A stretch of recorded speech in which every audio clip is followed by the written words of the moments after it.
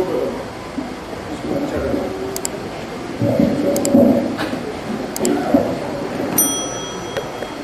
चाय भाषा से सवाल आया है कि लोग शिव को गुरु मानते हैं और फिर उससे कुछ लाभ भी उनको मिल जाता है और फिर भूल जाते हैं। कौन सी बड़ी बात है ये? हम लोगों पर कितने लोगों ने एहसान किया, आपने उस एहसान को याद रखा है क्या? तो जो हम हैं हम ही ना शिव को गुरु मानते हैं। जब शिव गुरु होने लगेंगे तब हमें आप में परिवर्तन या परिमार्जन होता है, सुधार होता है। अगर शिव गुरु नहीं होंगे तो जो हम हैं, हम ही ने शिव को गुरु माना है, तो हमारा जो स्वभाव है, हमारा जो लक्षण है, हमारा जो आचरण है वही रहेगा, वहाँ भी बदलेगा तो नहीं। तो यहाँ भी हम लोग एहसान नहीं मानते हैं। बहुत आदमी देखिएगा कि आप अस्पताल में भर्ती हैं और बड़ी सेवा करता है, आपको जान बचा देता है वो आदमी सेवा करके, और 5 साल के बाद वो आदमी आपको याद भी नहीं रहता, बल्कि हो सकता है वो आपका दुश्मन भी हो जाए। तो हम लोग का तो ये स्वभाव है कि हम लोग एहसान नहीं मानते हैं, भूल जाते हैं। तो शिव गुरु को भी हम ही शिव अपना गुरु मानते हैं, शिव को भी हम ही लोग अपना गुरु मानते हैं, अपने स्वभाव और अपनी स्थिति में मानते हैं। इसीलिए अपना स्वभाव और अपनी स्थिति प्रकट करते हैं, वहाँ भी वैसा ही करते हैं।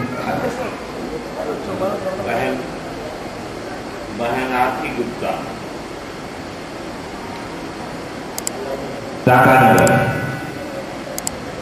इनकी जिज्ञासा है कि कहा जाता है कि परमात्मा के संबंध में, परमात्मा से संबंध साधना, पूजा, उपासना के बिना संभव नहीं है। क्या 3 सूत्रों के माध्यम से साधना, पूजा, उपासना हो जाती है? ले लेगा पूरा समय ये उत्तर, साहब जी कैसा रह जाएगी। चलिए अच्छा छोटे में कोशिश करते हैं, पढ़िए। तो कहा जाता है कि परमात्मा से संबंध साधना, पूजा, उपासना के बिना संभव है। क्या 3 सूत्रों के माध्यम से साधना, पूजा, उपासना हो जाती है? अब समय पूरा जाएगा तो हम नहीं जानते हैं, लेकिन तो ध्यान से सुनिए। सवाल है कि साधना, उपासना, पूजा, 3 शब्द का प्रयोग प्रश्नकर्ता ने किया। साधना, उपासना और पूजा से ईश्वर से, भगवान से आपके हमारे संबंध होते हैं, जुड़ाव होता है। तो फिर ये 3 सूत्र से जुड़ाव हो जाएगा क्या? फिर सवाल समझ लीजिए। साधना, पूजा, उपासना से ईश्वर से व्यक्ति का जुड़ाव होता है, ऐसा सुनते हैं। तो फिर ये 3 सूत्र से जुड़ाव हो जाएगा क्या? पहले तीनों शब्द का अर्थ समझ लीजिए।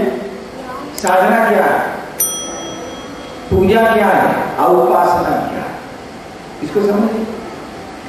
साधना कहते हैं जिसको आप साध लेते हैं, जो आपके कंट्रोल में, जो आपसे नियंत्रित हो सकता है। जो आपसे नियंत्रित नहीं हो सकता उसकी साधना आप नहीं कर सकते।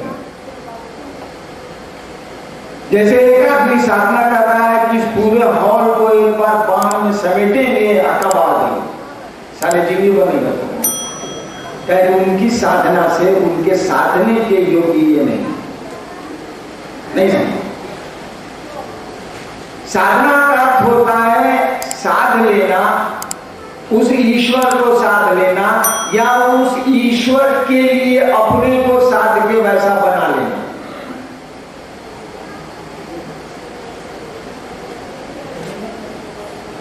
तो साधना की जाती है या साधना लोग करते हैं, वो अपने सामर्थ्य, अपनी ताकत के भीतर की चीजों को पाने की कोशिश करते हैं, और इसी को कहा जाता है कि आप साधने की कोशिश करें। अपने शरीर और मन को भी साधने का प्रयास होता है, लेकिन यह साधना ईश्वर से आपको नहीं जोड़ती है। आपके मन को नियंत्रित किया जा सकता है साधना से, लेकिन वह कठिन है, वह योग की प्रक्रिया है। आज योग की प्रक्रिया हमारे आपके लायक नहीं रह गई। कैसे नहीं रह गई है, इसकी व्याख्या छोड़ दें। साधना का सीधा अर्थ है जिसको साध लिया जाए। बूंद समुद्र को साध नहीं सकती है, बल्कि बूंद समुद्र में समाहित होकर समुद्र हो सकती है, लेकिन बूंद चाहे कि समुद्र को साध ले, संभव नहीं। वो समुद्र हो सकती है, समाहित हो जाए समुद्र में। अगर गिलास में पानी रखे हुए हैं आप समुद्र में, तब तक वो गिलास का पानी है। गिलास का पानी उड़े दीजिए या मिट्टी के घड़े का पानी, घड़ा को फोड़ दीजिए समुद्र के बीच में, अब वो घड़े का पानी नहीं होगा, अब वो समुद्र का पानी होगा। तो बूंद समुद्र को साध नहीं सकती है, बूंद समुद्र हो सकती है अगर अपने को समाहित कर ले, समुद्र में अपने को मिला। पूजा, पूजा है,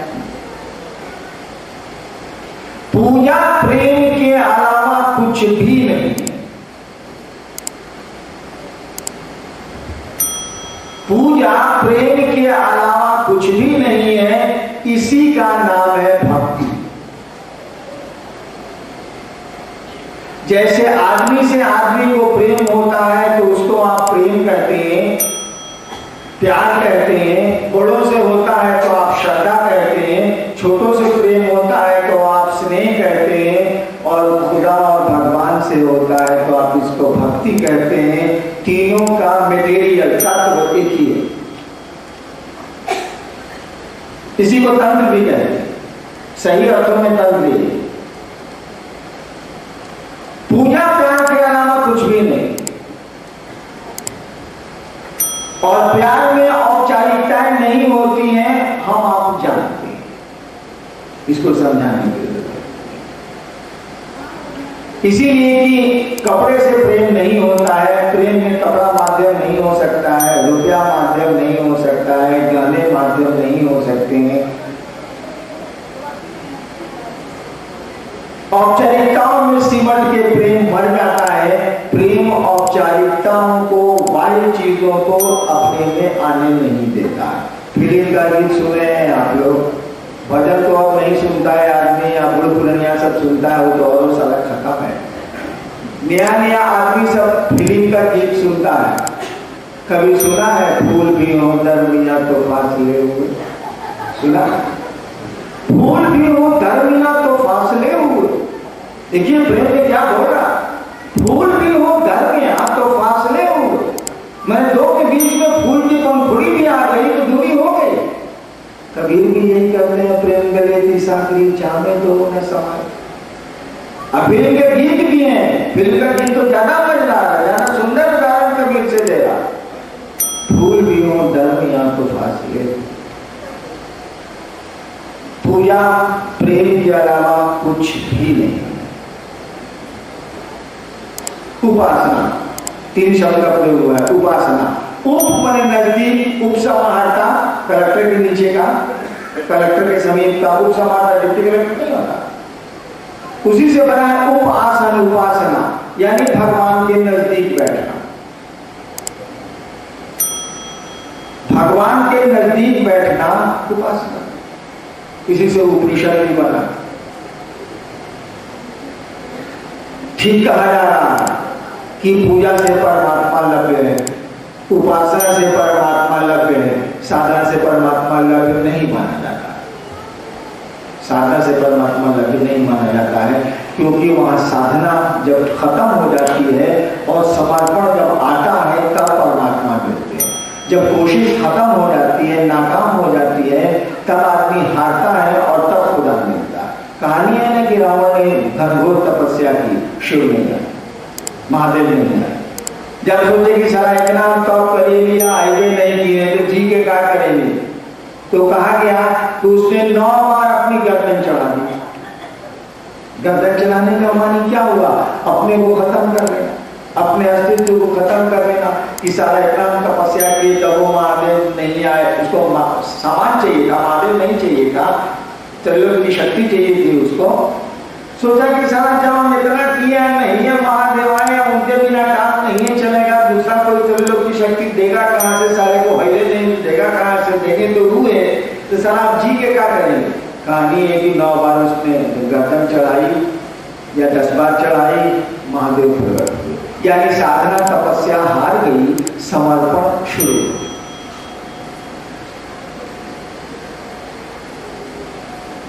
उपासना से तो परमात्मा लभ्य है, पूजा से भी परमात्मा लभ्य है।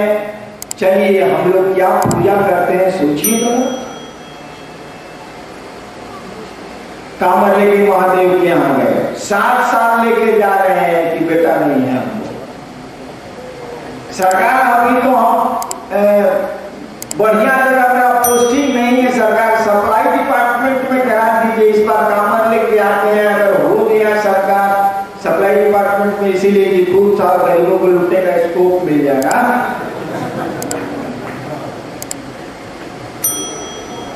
ये शिव से प्रेम है कि सामान से प्रेम है। हमने कई बार कहा है कि एक आदमी टांगी खोजना, सुबह से शाम तक टांगी खोजता रह गया, टांगी कहीं रखा गई थी, मिल नहीं रही थी, शाम में अपनी पथरी पर बिगड़ गया, कहाँ रखी थी टांगी खोनिया। उसका देवर वहीं खड़ा रह गए, आप तो टांगी से बीवी से ज्यादा मोहब्बत है क्या, टांगी के लिए जाकर आगे ससुरी टांगी से कहना मोहब्बत होगा, पेड़वा कटना ऐसे ही। हम लोग कहे महादेव को या भगवान को गोड़ इसीलिए लग रहे हैं, पूजा इसीलिए कर रहे हैं कि बचपो ठीक रहे, देखो गाड़ियों की ना जाए, आप सुंदर सुंदर चीज कनक कामनी सब मिलती है। लगता तो है कि हम लोग महादेव को हरा हरा हरा बम कर रहे हैं, लेकिन महादेव के लिए नहीं कर, अपने लिए कर, या प्रेम नहीं है। ये तो व्यापारी की मानसिकता, एक हाथ दे एक हाथ ले, हम आपकी पूजा कर रहे हैं, हमको रिटर्न करें, हमको दीजिए, आप 5 रुपया लेके आए हैं, एक किलो दीजिए। हम लोग यही कर रहे हैं। महादेव की पूजा में क्या कर रहे हैं, किसी की पूजा में क्या कर रहे हैं, रोज देवता के सामने गोड़ लगते हैं, अपनी कामना के लिए, अपनी अभिलाषा के लिए, अपनी इच्छा की पूर्ति के लिए। क्या प्रेम अपनी इच्छा की पूर्ति का नाम है? तेरे दुख अब मेरे, मेरे सुख अब तेरे, नहीं। यानी तुमको कोई, तुम जाओ मैं सो जाऊं, मेरी तेरी मेरी विद्या तुझको मिल जाए, फिल्म का करो लग रहे आप लोग। देखिए प्रेमी अपने प्रेम पात्र की को सुनाने के लिए अपनी नींद दे रहा, कह रहा है कि मेरी विद्या तुझको मिल जाए, तू जाके मैं सो जाऊं, मिला फिल्म। प्रेम अपने सुख के लिए नहीं जीता। आप बच्चों को प्रेम करते हैं तो उसको उसका दुख लेते हैं कि उसको दुख देते हैं आप, जिसको आप प्रेम करते हैं उसको दुख देते हैं तो उसका दुख लेते हैं आप, लेना चाहते हैं, प्रेम का लक्षण है ये। और इसीलिए भगवान को, शिव को, विष्णु को हरि कहा गया है, हर कहा गया, हर का मानी चुराने वाला। ये हर महादेव जो बोलते हैं, ये हर का मानी क्या होता है, चुराने वाला, चोर, हरण करने वाला। इसीलिए जो कहा गया है कि प्रेमी अपने प्रेम पात्र को तो दुख देगा ही नहीं, वह तो चाहेगा कि सुख दे। अगर आप भगवान से प्रेम करते हैं तो उसको कोई दुख देना नहीं चाहिएगा, उसको सुख देना चाहिएगा। लेकिन जब आप प्रेम करते हैं तो प्रेम अकेले नहीं चलता है, दो में चलता है। प्रेम यूनिलैटरल नहीं होता है, अकेले नहीं चलता है, दो में चलेगा, दो सत्ताओं में पनपता है प्रेम। तो भगवान को भी प्रेम होगा आपसे, तो वो भी आपका दुख लेना चाहेंगे, अपना सुख देना चाहेंगे। आप दुख देना नहीं चाहते हैं, वो दुख लेना चाहते हैं, इसीलिए कि प्रेम करते हैं। भारी फेरा है सारा, हम लोग नहीं देना चाहते हैं और छीनना चाहते हैं, तब कौन उपाय? मैंने हम दुख नहीं देना चाहते हैं, शिव को सुख देना चाहते हैं, और शिव भी मुझसे मोहब्बत अगर कर रहे हैं तो वो भी मुझसे दुख लेना चाहेंगे, अपने सुख देना चाहेंगे। वो दुख तो मेरा लेना चाहते हैं, लेकिन हम प्रेम कर रहे हैं तो दुख देंगे कैसे? उनके लिए दुख सहेंगे कि उनको दुख देंगे? ये हो ही नहीं सकता है।